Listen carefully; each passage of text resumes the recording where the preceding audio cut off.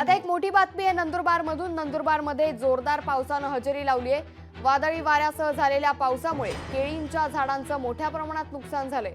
ब्राह्मणपुरी, सुलवाडे, पिंपरी शिवारात केळीची 8000 पेक्षा अधिक झाडं जमीनदोस्त झाली आहेत। हवालदिल शेतकरी आता मदतीच्या प्रतीक्षेत आहे।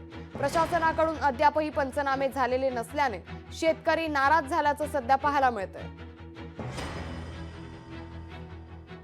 गोदीपूर शिवारातील गट नंबर 77 मध्ये केळीची लागवड 8000 झाडं लावलेली होती।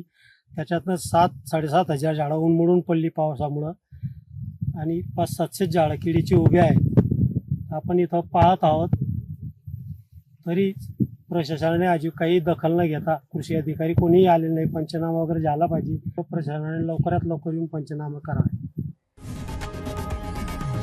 लोकशाही मराठी ऐका, पहा, जागरूक रहा।